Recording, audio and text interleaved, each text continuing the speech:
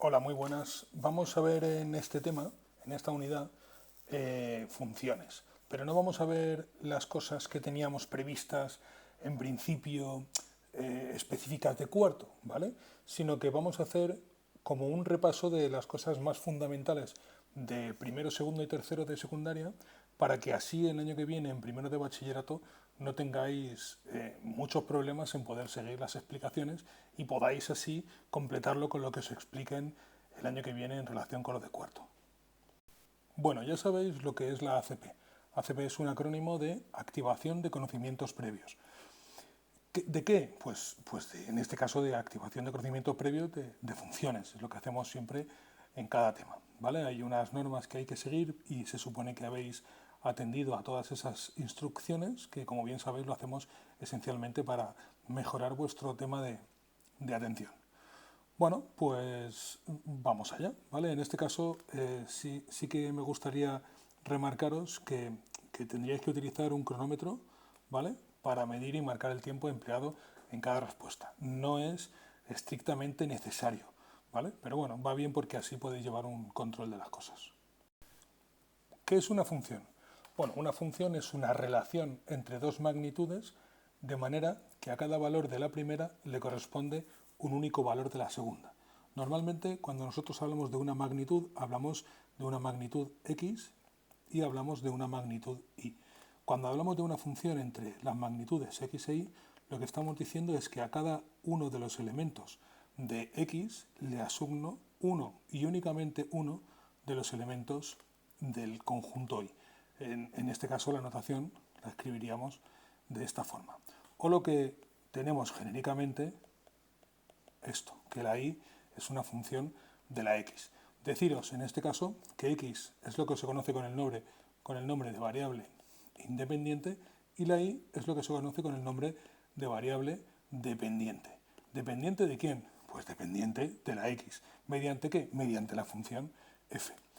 Genéricamente o particularmente lo que podemos hacer cuando pensamos en una función es pensar en una caja en la que tenemos una entrada por aquí y una salida por aquí.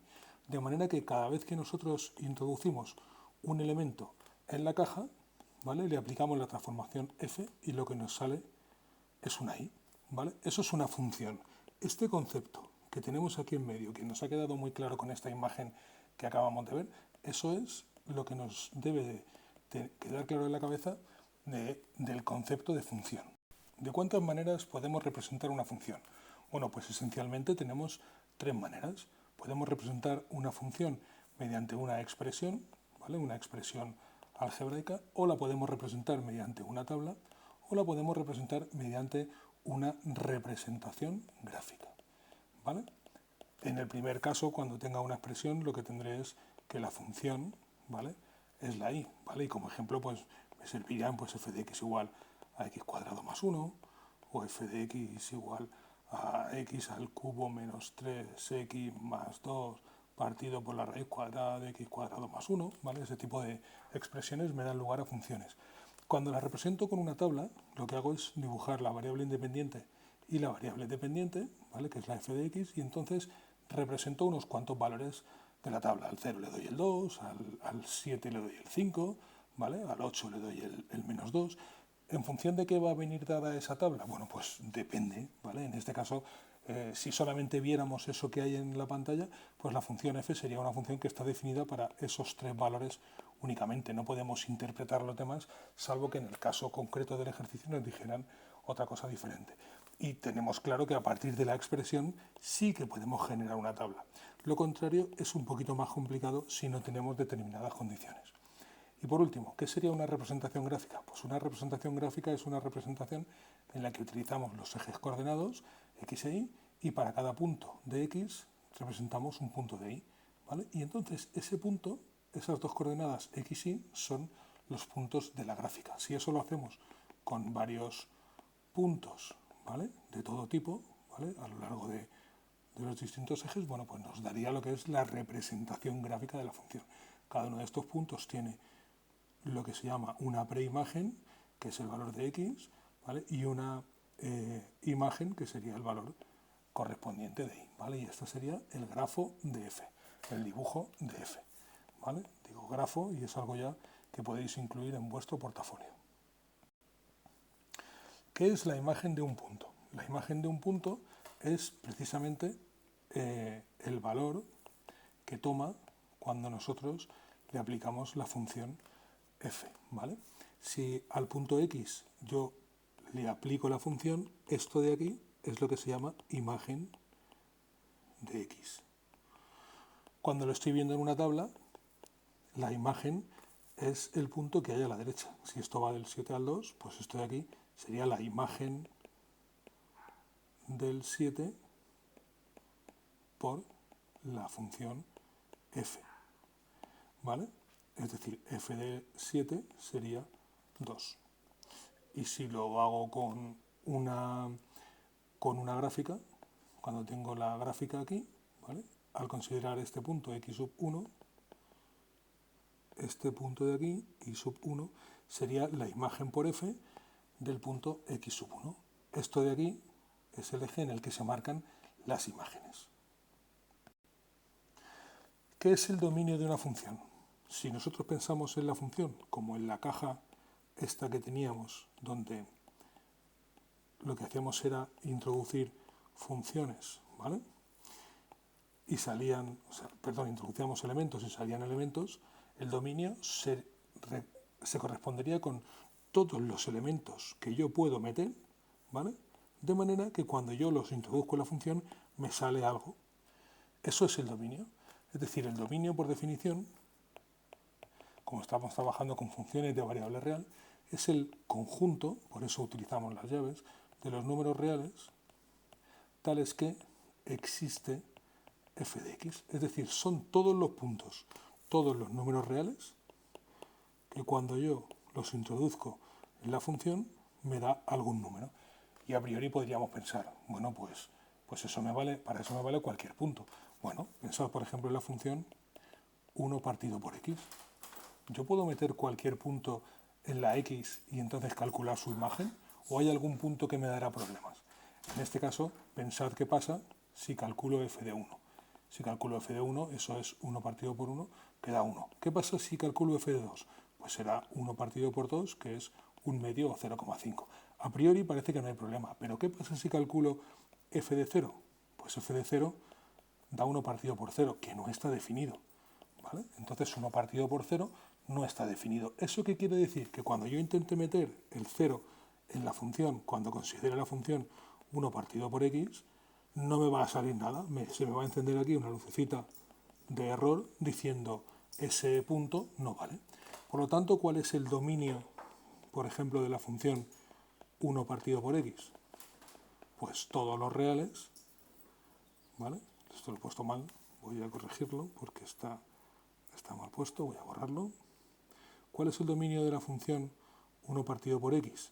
En este caso, el dominio sería todos los reales, excepto el 0. Y si lo vemos como intervalo, si hablamos de todos los números, excepto el 0, estaríamos hablando desde el menos infinito hasta el 0, unión de 0 más infinito. Si alguien quiere poner eso de forma un poquito pija, puede poner R superestrella, ¿vale? Que corresponde al conjunto de los números reales sin los divisores de 0, que en este caso solamente es el 0.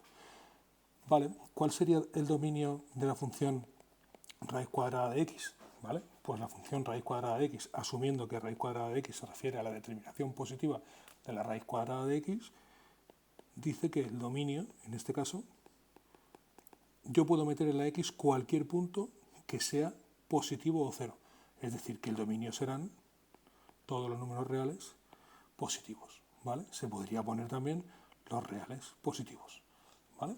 Y por último, ¿vale? Como cosa interesante, cuando consideramos la función logaritmo neperiano de x o cualquier logaritmo en base positiva, ¿cuál va a ser el dominio de f de x? Pues el dominio va a ser todos los números reales positivos sin el 0, porque ese número de ahí tiene que ser un número que sea positivo, si no el logaritmo no tendría sentido. Por lo tanto, ahora el dominio va a ser todos los números reales positivos. Estos tres ejemplos que acabamos de poner aquí constituyen los tres ejemplos de funciones básicas que vamos a utilizar para calcular dominios de funciones. Es decir, estos tres dominios son fundamentales, son básicos. ¿Qué es el recorrido de una función? Bueno, el recorrido de una función es el conjunto de todas las imágenes de puntos del dominio.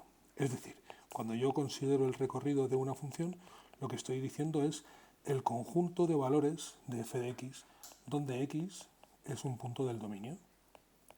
¿Vale? Dicho de otro modo, cuando nosotros cogemos la cajita y consideramos la cajita con el tubo en el que yo meto aquí x, ¿vale? Decíamos que el dominio era esto de aquí. El dominio es el conjunto de números que yo puedo introducir en la caja y que no se me enciende la lucecita roja. ¿Vale? Bueno, pues el recorrido correspondería a todo lo que me sale aquí. Todo lo que me puede salir aquí cuando yo introduzco todos los puntos del dominio, ¿vale? Esto de aquí es el recorrido de la función. Técnicamente, y antes no lo he dicho porque me lo dejaba para ahora, el dominio lo vamos a representar en el eje X, ¿vale? Y el recorrido lo vamos a representar en el eje Y, ¿vale? Y siempre os recuerdo que va de abajo hacia arriba. Y para los que buscáis algo más técnico, más directo, para ver cómo calculamos el recorrido de una función, lo que se puede hacer es calcular el dominio de la función inversa. Pero cuidado porque la función inversa no es la función recíproca, es la función inversa, que eso es contenido que veremos en primero de bachillerato. No obstante, esa sería la manera de hacerlo. ¿Qué quiere decir que una función sea continua? Bueno, pues intuitivamente decimos que una función es continua cuando pasa algo así, ¿vale? Cuando al elegir un punto cualquiera, ¿vale? Y yo elijo puntos que hay en el entorno, la función está cerca, ¿vale? Esencialmente eso es una función continua. Dicho un poco técnico, ¿vale? Solo un poco, estamos diciendo que para valores muy próximos de x, ¿vale? La función, las imágenes, están cerquita. Es decir, que cuando cojo un intervalo aquí, lo que me queda es un intervalo ahí, más o menos, ¿vale? Podríamos entrar en la definición técnica, pero no la voy a decir, ¿vale? Para todo es mayor que cero, existe un delta mayor que cero, tal, que bla, bla, bla, ¿vale? No la voy a coger, pero esencialmente se refiere a eso, a que cuando hay pequeñas variaciones de la x, pues eso corresponde a pequeñas variaciones de la y, ¿vale? Claro, ese es el concepto de función continua en un punto, ¿vale?